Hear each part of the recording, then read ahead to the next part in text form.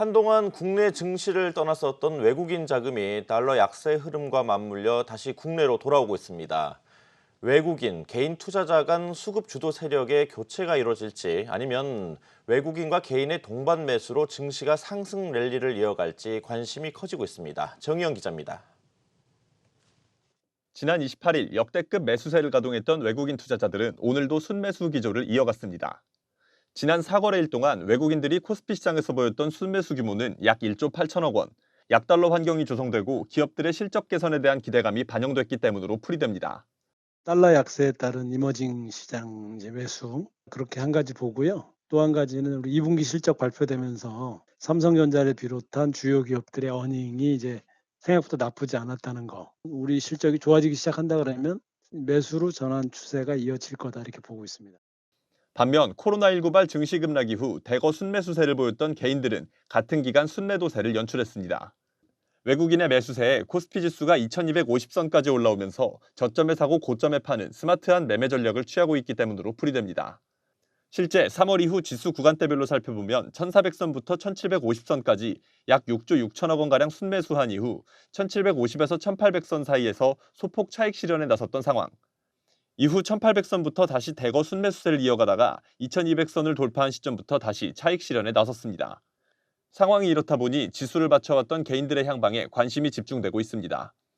증시 전문가들은 최근 보였던 순매도세는 일시적인 현상일 뿐 개인들의 순매수 기조는 지속적으로 이어질 것으로 전망합니다. 급등에 따른 일부 차익 실현에 나서고는 있지만 저금리, 부동산 규제 등에 따라 마땅한 투자처가 없는 만큼 다시 증시로 유입될 것이란 분석입니다.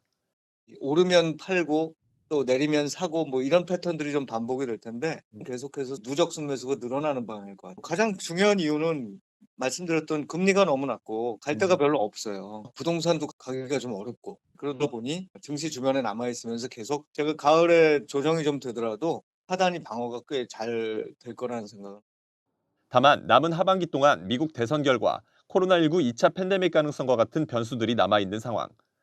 모처럼 만에 돌아온 외국인과 개인이 동반 순매수 행진을 보이며 지수를 끌어올릴 수 있을지 관심이 집중됩니다. 한국경제TV 정희영입니다. 대표적인 안전자산인 금과 위험자산을 대표하는 주식 가격이 동반 상승하는 기현상이 벌어지고 있습니다. 둘 다 달러 약세와 밀접한 관련이 있다는 분석인데요. 이런 현상이 과연 언제까지 이어질까요? 방소우 기자가 보도합니다. 금값이 3거래일 연속 최고가를 갈아치우면서 온스당 2,000달러를 넘보고 있습니다. 코로나19 확산 이후 글로벌 증시가 바닥을 기던 지난 3월부터 30% 넘게 급등했지만 시장에서는 금값의 추가 상승에 베팅합니다. 실질금리가 사상 최저 수준인데다 각국 정부에서 경기 부양을 위해 천문학적으로 돈을 푼 결과 달러화 가치가 계속해서 떨어지고 있기 때문입니다. 실제로 주요 6개국 통화 대비 달러 가치를 나타내는 지표인 달러 인덱스는 지난 2018년 6월 이후 처음으로 93대로 주저앉았습니다. 달러화 가치가 떨어지면 유럽 등 다른 나라에서의 자국 통화 가치가 절상되면서 달러 표시 자산인 금값이 저렴해 보이는 효과가 있습니다. 단순히 글로벌 경기 불확실성 전망에 따른 안전자산 선호가 아닌 달러 해지 수단으로서의 수요가 증가한 측면이 더 크기 때문에 대표적인 위험자산인 주식 가격과도 동반 랠리를 펼치고 있는 겁니다. 전문가들은 당분간 달러 약세가 지속될 것으로 보고 우리 증시에도 긍정적인 영향을 미칠 것으로 전망했습니다. 달러를 원화로 바꿔 투자하는 외국인 입장에서는 원화가 강세를 보이면 환차익을 얻을 수 있어 한국 주식 투자 매력이 부각됩니다. 특히 외국인 패시브 자금의 영향을 많이 받는 삼성전자를 비롯한 대형주의 강세가 점쳐집니다.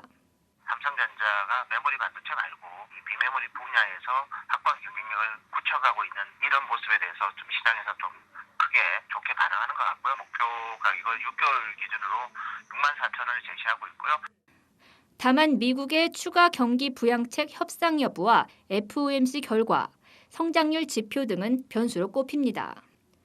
FOMC 결과와 맞물려 페이스북과 애플, 아마존, 알파벳 등 미국 대형 기술주의 실적 발표도 예정돼 있는데 예년보다 부진한 실적이 예상되면서 주가 거품 우려가 불거지고 있습니다. 미국이 추가적으로 완화적인 정책을 사용할 여력이 과연 남아있는지에 대한 그런 관심이 굉장히 높은데 결국에 이번 FOMC에서 추가적으로 어떠한 정책적인 시그널을 보낼 수 있을지 여부에 좀 관심이 쏠릴 것 같고요. 로컬 IT 기업의 실적이 발표되는 그 추이에 따라서 변곡점이 될 수 있다라는 점에서 이에 따라 단기적으로는 가격 메리트가 있는 경기 민감주로의 자금 흐름도 눈여겨봐야 한다는 조언입니다.